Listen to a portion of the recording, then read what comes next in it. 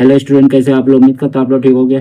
आपका मेरे YouTube channel Sanjeev ज्ञान गुरुकुल पर स्वागत है। आज मैं आपको क्लास 8 का मैथ में गणित में वर्ग और वर्गमूल चैप्टर का प्रश्न वाली 5.1 का एनसीईआरटी न्यू बुक के आधार पर मैं आपको प्रश्न 2 सॉल्व करके समझाऊंगा, ठीक है। और यदि आप वीडियो को पसंद आए तो प्लीज मेरे वीडियो को लाइक शेयर कर दीजिएगा। और यदि आप वीडियो पर नए तो सब्सक्राइब बटन प्रेस कर बेल आइकन प्रेस कर और पर क्लिक कर दीजिएगा, ताकि हमारी हर पहले आने वाली वीडियो का नोटिफिकेशन आपको समय समय पर मिलती रहे, ठीक है। अब प्रश्न 2 सॉल्व करने से पहले मैं आपको एक बात कर दूं कि वीडियो को पूरा अंत तक देखिएगा, बीच में कभी स्किप मत कीजिएगा, नहीं तो आपको वीडियो में प्रश्न का अच्छी प्रकार से समझ में नहीं आएगा, ठीक है। और प्रश्न वाली 5.1 के पिछले अध्याय का जितना भी आपका वीडियो है सबका सोल्यूशन मैंने आपका सॉल्व करके समझा दिया है, ठीक है।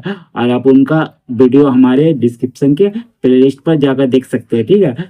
मैं पर्सनली 5.1 में उन वीडियो के प्लेलिस्ट का लिंक मैंने दे दिया है, ठीक है। आप जाकर पर्सनली 5.1 के डिस्क्रिप्शन बॉक्स पर जाकर देख सकते हैं, ठीक है। आइए देखिए, मैं आपको प्रश्न 2 बताऊंगा। प्रश्न 2 क्या कह रहा है, देख लीजिए। निम्नलिखित संख्याएं स्पष्ट रूप से पूर्ण वर्ग संख्याएं नहीं है, इसका कारण दीजिए। ये जो आपको निम्नलिखित संख्याएं है 1 से 8 तक, ये आपको स्पष्ट रूप से पूर्ण वर्ग संख्या नहीं है। ये आपको प्रश्न में कह दिया कि ये पूर्ण वर्ग संख्या नहीं है, ठीक है। आपको इसका कारण बताऊंगा, ठीक है। पूर्ण वर्ग संख्या यानी जैसे आपका मान लीजिए यहाँ आपका जैसे एक का स्क्वायर कितना होता है? 1 होता है। ये आपका पूर्ण वर्ग है। जैसे 2 का स्क्वायर क्या होता है? आपका 4 होता है। तो ये आपका पूर्ण वर्ग है, मतलब पूरा आपका स्क्वायर होकर आया एक तो संख्या, ठीक है। तो 4 आपका पूर्ण वर्ग है, 1 आपका पूर्ण वर्ग है। इसी प्रकार आपका जैसे मान लीजिए 9 पूर्ण वर्ग है। 9 किसका स्क्वायर होता है? 3 का स्क्वायर होता है, ठीक है। ये सब आपका पूर्ण वर्ग संख्या है, ठीक है। तो ये आपका पूर्ण वर्ग संख्या नहीं, तो इसका क्या कारण है कि ये पूर्ण वर्ग संख्या नहीं, आपको बताना है, ठीक है। तो देखिए, आप कैसे पता करिएगा कि ये पूर्ण वर्ग संख्या नहीं है? तो देखिए, इसके लिए एक नियम है। क्या नियम है?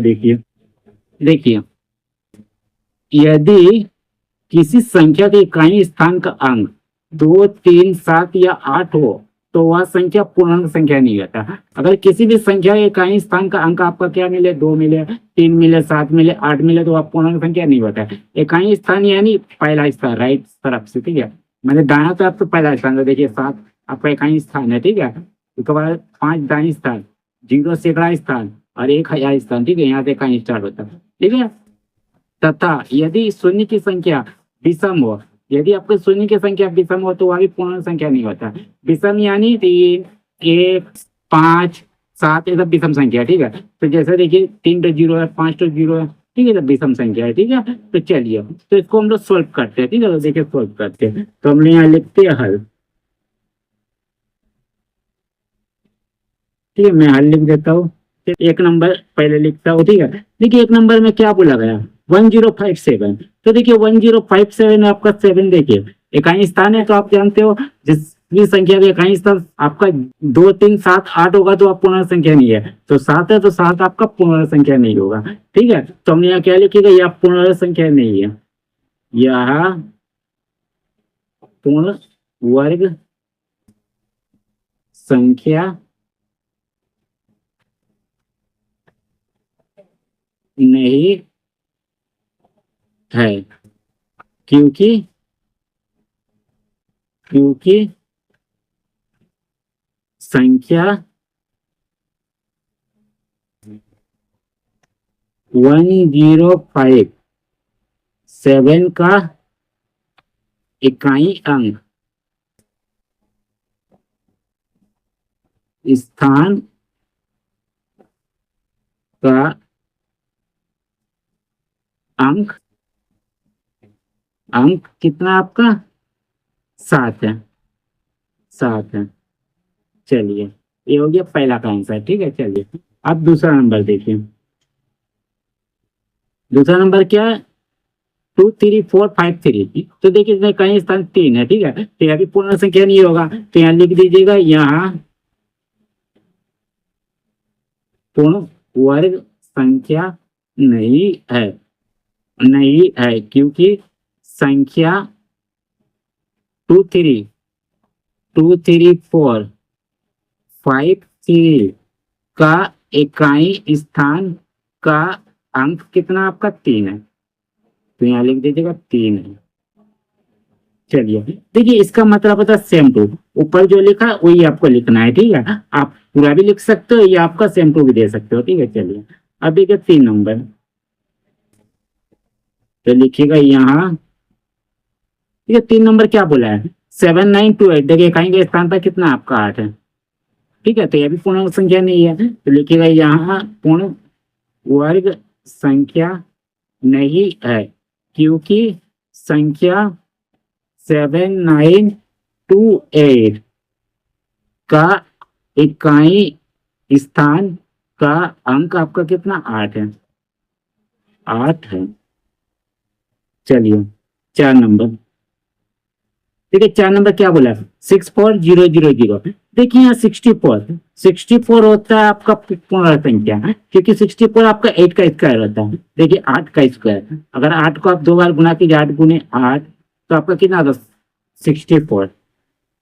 तो 8 का स्क्वायर होता है आपका 64, यानी 8 आप 64 आपका पूर्ण संख्या है। लेकिन ये शून्यों की संख्या देखिए आपका क्या है, शून्यों की संख्या आपका क्या है, विषम संख्या 3 है, ठीक है, तो ये आपका पूर्ण संख्या नहीं होगा, क्योंकि अगर शून्यों की संख्या आपका विषम संख्या होता है तो भी पूर्ण संख्या नहीं होगा। देखिए अभी मैंने आपको बताया था, देखिए यदि शून्य की संख्या विषम हो तो वह पूर्ण संख्या नहीं होता, ठीक है, जैसे 0 0 0 0 0 5 0 3 0, ठीक है। चलिए तो हमने यहाँ लिखेंगे,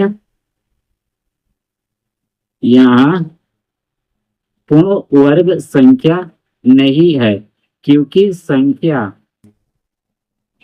6400 64,000 का इकाई स्थान का अंक कितना है आपका, यहाँ लिखिएगा 64,000 में शून्य की संख्या, लिखिएगा शून्य की संख्या विषम है, लिखिएगा विषम है। चलिए हो गया, ठीक है। चलिए आप लिखेंगे 5 नंबर, तो 5, ठीक है, ये मैंने आपको 5 नंबर बताया था, ठीक है, अभी तो बताया था, अब मैं आपको 4 बता दूं, ठीक है, एक पीछे हो गया, ठीक है। 4 नंबर देखिए, 4 नंबर आपका क्या है, 2 2 2 2 2 2, यानी ये 2,22,222 का, ठीक है। तो देखिए इसका, तो देखिए इसके इकाई के स्थान पर क्या आपका 2 है, तो 2 आपका क्या है, पूर्ण संख्या नहीं है, ठीक है, तो ये लिखिएगा यहाँ पूर्ण वर्ग संख्या नहीं है, पूर्ण वर्ग संख्या नहीं है, क्योंकि क्योंकि संख्या 2 2 2 का इकाई स्थान का अंक 2 है। चलिए ठीक है, चलिए ये इकाई स्थान का अंक 2 है, ठीक है। उसके बाद आपका कितना, 4 5 मैंने बता दिए, 5 था आपका, ठीक है। उसके बाद आपका 7 नंबर,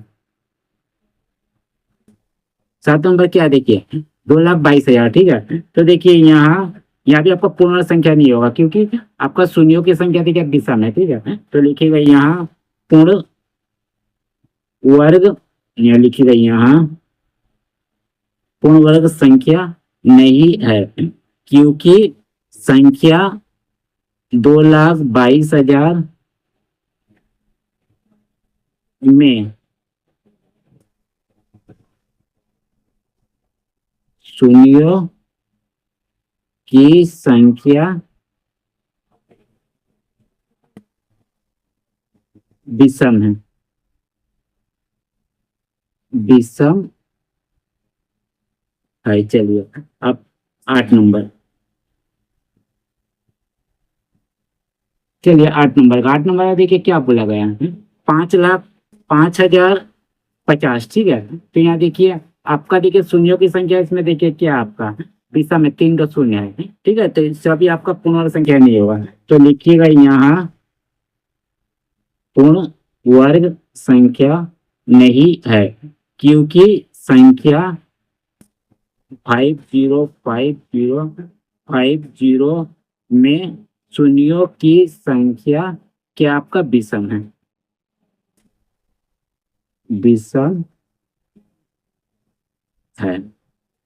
बस यही आपका आंसर हो गया फाइनली। ठीक है, तो बस मैंने 1 से लेके 8 तक का आपका भाग का जो भी आपका संख्या था उनका पूर्ण वर्ग संख्या ना होने का कारण दे दिया। ठीक है, और उम्मीद करता हूँ ये आपको समझ में आ गया हो कि क्यों यह पूर्ण वर्ग संख्या नहीं है 1 से 8 तक। ठीक है, और यदि आप वीडियो आपको पसंद आया तो प्लीज मेरे वीडियो को लाइक से सब्सक्राइब कर दीजिएगा, और यदि आपको वीडियो समझने में कोई कष्ट हो तो मुझे कमेंट कर सकते हैं, और यदि आपने इससे पिछले यदि अगर वीडियो नहीं देखा है तो हमने डिस्क्रिप्शन के प्ले लिस्ट पर जाकर देख सकते हैं। ठीक है, तो फिर मिलते हैं इसके नेक्स्ट वीडियो में यानी प्रश्न नंबर 3 में। तब तक के लिए धन्यवाद।